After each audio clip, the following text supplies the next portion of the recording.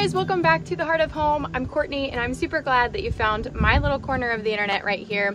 Today I've got some fun things planned for you. We are into the second week of garden tours. It is currently the day before the 4th of July, so it was on my to-do list today to get this video done so I can get this out to you guys. We received a ton of rain yesterday, and so the garden is really just thriving right now, and I don't want to miss the opportunity to share it with y'all. Let's get started. So I just stepped down to the garden and I'm really confused. There are a ton of flies, and the only other time I've seen this many flies, like house flies, not anything unusual, but the only time I've seen this many flies in my garden is when I dumped out the dead worms from the worm bin that got way too hot during all of our renovation madness. Oh, look at this. Hey, little guy. It's a bit unusual. I wonder what's going on with him. I don't know enough about bees to know why he is not flying or fleeing from me right now, but if you know, let me know in the comments. He doesn't look like he's injured, but again, gosh, I don't know anything about bumblebees really other than the basic information. Anyways, oh gosh, so many things falling out of this tree right now. I don't understand why there's so many flies on the hydrangea. Like, it's one thing if a bunch of pollinators are, which there are some, but y'all, like, let me show you. I don't know how well you're gonna be able to see it, but here, I'll shake it and maybe they'll go a little crazy. Oh yeah. So we are right in between zone 5A and 5B now that the map has changed this last year. If you didn't know that, you can go ahead and just Google the city closest to you and figure out your growing zone. It is currently 81 degrees with a 68% humidity. Again, we had a bunch of rain yesterday, and so my garden is just starting to take off, and it's leaving me with so much hope. The beginning of the gardening season is always like, all right, come on, let's get going, let's get moving, let's get thriving. And then you have a couple good thunderstorms or some rainstorms, and it's like, bam! All of your plants decide to take off all at once, which I don't know why that leaves me surprised every year, but it does. 3-year-olds in the garden. Ew. Ew, God. Well, y'all, this is just the reality of having a toddler and him having free access to the backyard. Maybe that's why there's so many flies. Now, this year I decided to give myself some grace. We are in the middle of a complete home renovation, which also means that we're in the middle of completely redoing our garden beds because we bought this home last fall. This isn't the home we've lived in for a while. And when we bought this place, the yard was overtaken, it was overgrown, there was poison ivy, there were shrubs everywhere, Virginia creeper, I mean anything that you wouldn't want in the ground, including mint, was in the ground. So last fall I decided to focus on getting the yard cleaned up, making it safe for my family and for our pets. And this spring, my wonderful husband built me these beautiful beds, which were inspired by Roots and Refuge. Jeremiah actually shared on Maya's workshop, his YouTube channel, how to build these gardening beds. They are not the cheapest thing to build. This is something we budgeted for because this is the one thing that I am most passionate about, which is really important. It's important to invest in yourself, especially when you're a mom or you're a stay-at-home wife and you're constantly pouring out. So if that's you, here's your reminder. I'm cheering for you, and it's okay to spoil yourself sometimes. Just make a budget for it. With that, that also means that a lot of these plants are actually purchased from our local farmers market, which I was okay with because I am supporting a small business of a local family here where we live, and I'll never say no to that. However, I would prefer to grow everything from seed by myself because then I know exactly what's sprayed on it. I know if it's an heirloom, if it's a hybrid, if it's exactly what I wanted. So you're gonna see a mix today of plants that were bought from a farmer's market and then plants that I actually sowed inside my house late spring with no grow lights and no warmers. And they're doing well, they're doing fine. So a lot of those seeds are actually handed to me from my friend Summer. She said they were expired, and yes, while seeds do have an expiration date, it's up to you if you want to keep those seeds or if you don't. The reality is the seeds don't all expire. The reason companies have to give you an expiration date is because they're not allowed to sell you old seeds, because the older a seed is, the lower its germination rate, which means the lower the possibility of you getting a plant from that seed. And then I also am a big fan of Baker Creek as well as M.I. Gardener. Those are the seeds that I have bought most recently. I am looking to expand my seed collection, and so if you have any recommendations of whose seeds you've really enjoyed, let me know down below who that is and why. I wondered where this went. This was for my tea last night.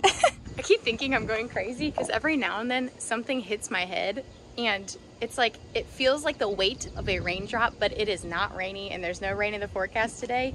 And then I remember that there are a gazillion flies literally buzzing around my garden right now. So if I like tweak out in the middle of one of these clips, that's why. All right, let's start right here with my early girl tomatoes. These are a couple tomato plants that I got from the farmer's market.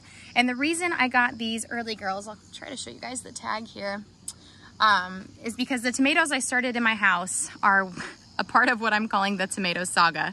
If you're new here, you probably haven't heard this yet, but this spring I ordered 7 different tomato varieties and planted 10 seeds of each variety so that I was promised a good germination rate. Not that I needed 70 tomato plants, but all of my plant tags have washed away. And so when I came back from a 2-week-old vacation, I had no idea what tomatoes were what. So that is the tomato saga, and you will hear more about that in just a second. But that is also why I decided to get the early girl tomatoes, because early girls are exactly what the name says. It means you're going to be getting tomatoes earlier on these plants than you would on a different hybrid or heirloom tomato. These guys are showing just a little bit of disease, nothing too concerning. When tomato leaves curl like this as well, it's just a sign of stress, and tomatoes actually, they kind of thrive with a little bit of stress. If you overwater them, that's not super great. And you know, if they're underwatered, you're gonna tell real quickly. They're gonna get quite dramatic on you. But seeing a little bit of curl like this in your tomato plants is nothing to be worried about. I'm hoping that these girls will start blushing here soon. They've been on here for probably about a week and a half. All right, and these, I have never grown these before. These are tomatillos. So they are not quite ready. From what I have read and researched and seen on other YouTubers, is that you'll know when tomatillos are ready because they look very similar to a ground cherry. Now I do have ground cherries planted right here. I think they were like husky cherries or something. I'll have to pull the tag to let you guys know again here in a minute. But the thing with ground cherries is you'll notice the fruit here, but it's green. And I wish I could show you one that was ripe, but my son and I already ate them this morning. But when they are ripe, these like papery shells of the fruit that's actually on the inside will turn yellow, and that means that they're starting to dry up. This one's a little more yellow, and they will actually fall to the ground, hence the name ground cherry. Well, tomatillos, from what I understand, correct me if I'm wrong, will also turn more yellow, and this papery shell will dry out. Now, I don't believe that they will fall to the ground like a ground cherry, but apparently that is what you're supposed to look for. Tomato, tomato, tomato saga. All right, so I have no idea what we have here. Honestly, I think I've got 1, 2, 3, 4 tomato plants planted within like maybe 2 to 3 square feet, which is not the greatest option. However, I did not think any of these plants were going to thrive because they were so puny. I started my seeds super late. So this is just kind of an experiment. If things start to become too diseased when they start filling out, I'll just go ahead and pull one. It's not a huge deal. Seeds are very cheap. So when you start them yourself, it doesn't feel like such a loss when you have to pull a plant here and there. Now, I am pruning these tomatoes, so you'll notice that there are no stems coming up in the armpits of these tomatoes, because when they do, just like this guy right here, I snag them. Now, the reason I'm snagging them is because I believe these are going to be one of my bigger varieties. I don't know if it's a slicer or if it's a Roma, which ideally Romas I would not be pruning because I care to get more Roma tomatoes regardless of their size, because I want to can them. Whereas tomatoes like slicers or beefsteaks, those bigger ones, I want a heftier tomato, which means I'm going to go ahead and prune those little armpit nodules in there, otherwise known as suckers. Because I want that fruit to be bigger. I don't want more fruit, less size. On a big tomato, I want less fruit, larger size. Now, tomatoes are one of those things that I try to grow a new variety of every year. I will say my favorite ones, which I am not growing this year and it breaks my heart, are black crims. So you will have to let me know in the comments below if you have a favorite tomato variety, or even just a favorite vegetable to grow in the garden, or maybe something new that you're growing this year. I don't know, let me know. Let's have a conversation below. These are the Black Beauty eggplants, which are very common. If you go to the farmer's market and buy eggplants, there's a very good chance that these are what you're buying. Now I do have, I don't think the guy over here, oh, he did make it. You go, Glen Coco, good for you, buddy. All right, so this one's doing the best. Why? I don't know. They did have a little bit of pest damage, which if I'm seeing, something is buzzing above my head. Okay, it's just a box elder bug. I'm seeing some little critter on here. Not sure what it was, but we got it off. Haven't seen any other pest damage on here. I would guess that these might have been flea beetles or some sort of little beetle. However, I'm really confused as to why they're not here anymore. If so, because those things aren't easy to get rid of. So I've got probably about 6 plants there. Again, probably more than needs to be there, but it doesn't hurt to let them all grow, fertilize as necessary, and pull up anything if you start to see that they're too crowded. Okay, so I actually have already recorded this for a different video that I'm in the middle of making, and that has to do with our hog panels getting put up, but that video is not done yet. So I'm gonna show you guys on here as well, so it'll be in 2 different places. But I am doing an experiment. If you are on the Heart of Home with Courtney Instagram, you might have seen the reel where I recommended actually topping your peppers. Now, I've had a lot of people come back saying, no, this doesn't work, don't do it. Or yes, this did work, my plants are way bushier and I've got more of a harvest in previous years from top peppers than not. I've had people say it works with some varieties and some that it doesn't work with. And all I know is the couple times that I have done it, I've seen success. However, I have never been able to compare a topped plant to a non-topped plant because I never thought about doing that. Who would have thought about that? And so I'm doing that this year. I've got about 10 different banana pepper plants here, which are planted close together because peppers they love the heat, but they also do need a little bit of shade. So planting them close together helps them give one another shade. But let me show you what I've got going on here. So you'll notice these peppers here on the left side of this kind of run right here are topped. Do you see that? So I topped them. If you look at this plant, you'll see that it's already starting to naturally split and put off some blooms there. I topped right there on those other plants. And what that's gonna do is it's gonna tell the plant, hey, we're done growing here. We're gonna focus our energy on these suckers. So they're very similar to tomato plants. They are in the nightshade family. And so by cutting off the top of these plants, it's gonna become bushier. And when it becomes bushier, it's gonna become more prolific. So this will be really exciting. I'm looking forward to the harvest. I hope they're around the same time. They may not be because this one's actually already got the pepper blooms going. But I'm gonna weigh everything that comes off of these 2 plants and let you guys know at the end of the season whether the topped banana pepper plants were more prolific or the not topped banana pepper plants. I've got these nasturtiums all over the garden. I actually got these at the farmer's market. It was like a set of, gosh, 8, I think, for like a couple bucks. So nasturtiums, if you didn't know, are completely edible. I would eat one for you guys, but I don't like the way that they taste because they have a very like wasabi horseradish taste to them, and those are literally the 2 things in the entire world, other than like insects and weird things, but the 2 things in the entire world that I just cannot eat. Yes, every part of this plant, the leaf, the stem, the flower, it makes for great salad garnishes just because the taste, the flavor is so just, it's vibrant. It really is. It doesn't just taste like lettuce. It has a good flavor to it. All right, so we've got a couple other tomato plants here. This one's struggling because the nasturtium keeps getting in its way. I should just move the nasturtium, but again, there's like 4 plants here and you know, he'll find a way. He's just a little slower. So these 2 guys right here, they're from Baker Creek. This is the black strawberry cherry tomato variety. Now the idea is to get a cattle panel put up right here, which again is what my husband and I are actually working on. It's right here. We need to trim it. And they will trellis. They are indeterminate, which means they're going to continue to grow until the growing conditions are no longer great for this plant. These beds are actually 6 feet, and I've got, the idea is 4 tomato plants here. You could say I'm pushing it, but they are indeterminate, which means they are going to continue growing up this trellis, which will help use up some more of that vertical space rather than the horizontal square footage. These guys are also from Baker Creek. This is the Jersey Devil Roma tomatoes. I'm really excited about these. I think that they were super unique looking. I like the streakiness. I like the longness. They kind of have a pepper look to them. They are thriving. They're doing all right. I have noticed they're a little droopy.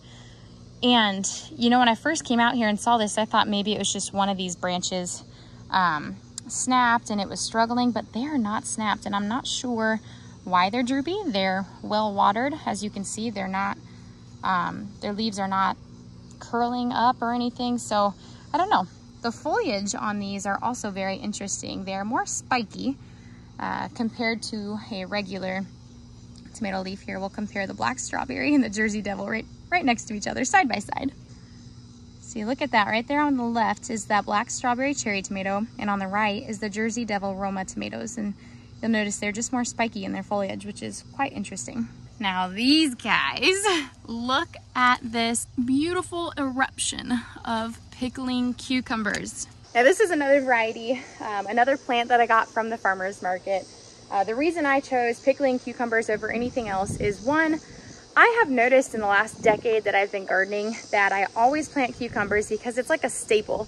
Like here in America, you don't garden unless you grow peppers, tomatoes, and cucumbers. Like that seems to be the trio there that everyone does. And I had to ask myself a couple of years ago, about 2 years ago now, why am I growing cucumbers? Because I always have a plethora. Nobody ever wants any because they grow their own. And now they're getting too big. They're getting all watery. The seeds are too big. What do I do with them? And I just realized I don't enjoy them as much as I do other plants in the garden. So I decided to not grow them the last couple of years. But this year I got pickling cucumbers. Now why? Because I want more pickles. I love pickles. I'm jumping into the world of fermentation over using vinegar and just pickling. And so I think this is gonna be a great crop to help me practice that. Now we are gonna have the trellis here, and they are gonna share the hog panel we have here with the Jersey Devil tomatoes. But I believe they're only supposed to get like max 5 to 6 feet long. That is the plant, not the actual fruit. The fruit itself will be typical pickling size.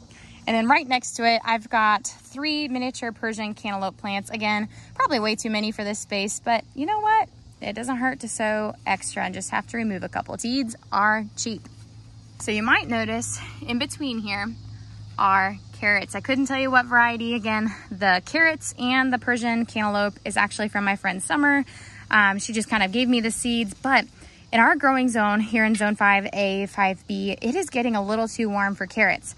However, we've had much cooler weather actually, which has been a blessing. But the carrots are planted underneath. There's some okra here, which I'll get to, but underneath the pickling cucumbers and the miniature Persian cantaloupe. So I think altogether, this is gonna be quite a shaded area, especially after we get the hog panel going up and over. This okra is a variety I've never actually grown before. Both of the okras that I'm trying to grow from My Gardener are new to me. So this is actually the red burgundy, as you can tell by its lovely red stalk here. Look at the veins in these leaves. They're so beautiful. I actually tried growing some Hill Country Red as well, and I noticed they were much slower to germinate. Why? I don't know. Okra is pretty resilient, I would say, in my own experience. I've even saved seeds, the Clemson spineless seeds actually specifically before, and they grew the next year. They were easy to save, super resilient, prolific. It was wonderful. And this year the Hill Country Red has just struggled, and I still have a couple plants up in my green stock that I started up there. However, I'm probably not going to continue growing the Hill Country Red just because of my experience this year. Maybe we'll try next year, but this red burgundy okra, y'all, if you like okra, that's the one you should go get. And then my last finished bed space, which I dare to go under because there are so many flying things under here, has been a struggle. It's kind of been an experiment at the same time. I've got rainbow chard in here. It is getting a little hot again for rainbow chard. It's thriving, but we aren't harvesting it. Honestly, I just need to pull it out and plant something else in this space. I do have some beets planted here, and then I also have kohlrabi planted here. Now these have all been struggling. I don't know if it's pest damage, if it's just the location of this bed. I do have this hydrangea branch that is arched over it that I was hoping would provide a little more shade. However, it is kind of blocking my walk space now, so it's probably gonna have to go. But I'm just kind of waiting this out, learning about these plants, because just like any experienced gardener, there's always something new to learn. I am gonna go around that hydrangea bush and not under it like I normally do, because if you don't know this about me, I'm terrified of getting stung. It's happened once and it wasn't a terrible experience, but now I'm paranoid. All right, so this corner of the garden is the mess. We've got a bunch of potted plants down there. I've got a couple different cabbages and kales. I propagated quite a few different hydrangea plants. I've got 3 more right here from what I believe was a limelight hydrangea in this corner. It was overtaken and ridden by poison ivy when we bought this house. So much so, if you look on one of my earlier videos about the poison ivy, the stalk of this mature poison ivy plant had gone all the way up and split this 2x4 from this 4x4 and then looked like a scraggly like peach tree. I had no idea it was poison ivy when we moved in. That's how, I mean, overgrown and just mature it was. Now I do have some sunflowers planted here. You might be wondering why. So I like to think of myself as an organic gardener. Now I'm not certified. I don't plan on being certified because I don't plan on doing any market gardening or promoting that necessarily, because we just don't have a large enough space. Ideally, I would love to do that, but you know, you do what you can with what you have where you are, and that's what we're doing. So right now I'm just focusing on our family and trying to grow enough food that I can stock up my pantry for the year would be the goal. That probably isn't going to happen this year just because we are in the process of still building this garden space, but that's what we're going for. But the poison ivy was terrible, y'all. I mean, it was absolutely terrible. I've never had it until this year. I was cleaning it out before my 3-year-old and before my dogs and husband were out in the yard because it mattered to me. And I had a terrible reaction. So much so that it caused some autoimmune reactions that I've been struggling with for months now that nobody's really been able to give me answers for. I just strongly believe that it had to do, there was another bug, that it had to do with my breakout with poison ivy. And when I say it was all over, it was all over, all over. So I did use Tordon, a very harsh chemical that I would not ever recommend for anybody to use for anything in their garden. Because of my body's response to the poison ivy, it just was not worth the risk of trying anything else. I tried vinegar, I tried soap and water, I tried using a Sawzall and getting down to the mother root and cutting it out and doing my best, but it kept coming back. So I used Tordon. And I will admit that because I'm not the perfect gardener, and I know y'all probably aren't either. But I am willing to put my flaws out on the internet. So, but the reason I planted sunflowers here is to hopefully pull out any toxins and any other chemicals, just residual chemicals in the soil. So if you didn't know this about sunflowers, they are super resilient. They have a deep tap root, and so you can plant them in many different places. I get distracted by the beautiful butterflies. Sunflowers, while yes, they do technically carry a toxin that could be detrimental to other plants like beans and stuff if they're planted too close to them. They might struggle. They won't kill them, to be honest, in my own experience, but it is something to be aware of. However, they do also pull toxins out of the soil. And so whether it works or not, I really don't know. But I'm telling myself this year, I'm just going to focus on building the soil, building the ecosystem, building the life of this, the soil in the corner of the garden, because I did pour chemicals on it. So that'll probably take a couple years to really build back up. But in the meantime, we've got sunflowers planted here and a hydrangea bush that continues to come back and give me propagations. And I'm actually going to take you guys out to the front yard. We didn't go visit the front yard during the first garden tour, and a lot has changed out there. I just about stepped on a dead bird. That about ruined my afternoon. A few videos back, we started this experiment working with 2 different kinds of potatoes. These are store-bought potatoes and then nursery-bought potatoes. And this one is the store-bought, which means these are the ones that I bought at the grocery store.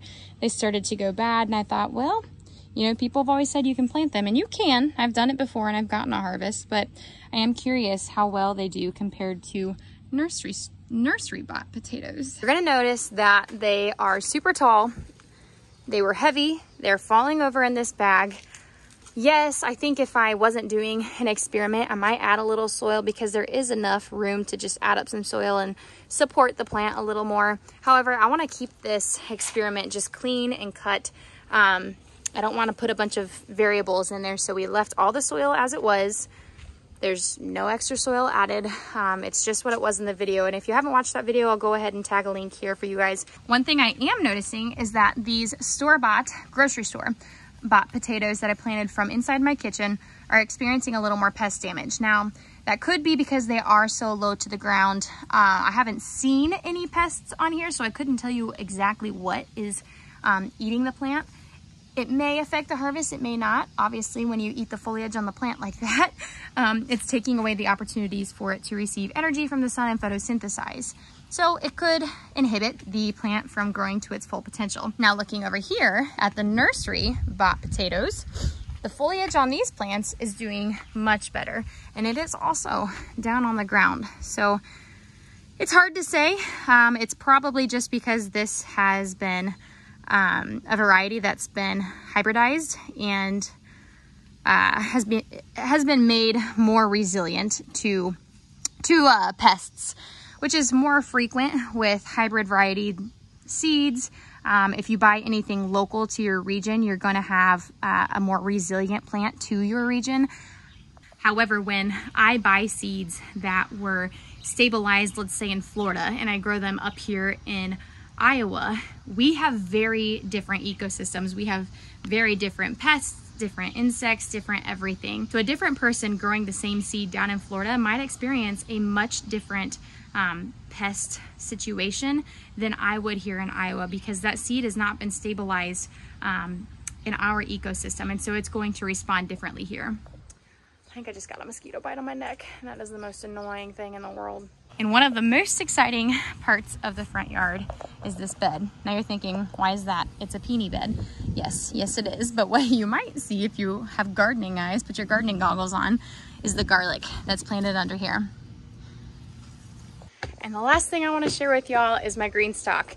Now, I will put in the description below, I have a link, so go check it out. Green stalks are a super great way to utilize the vertical space anywhere. So you could be growing in an apartment or on a condo and have, you know, a whole 10 square feet to put pots.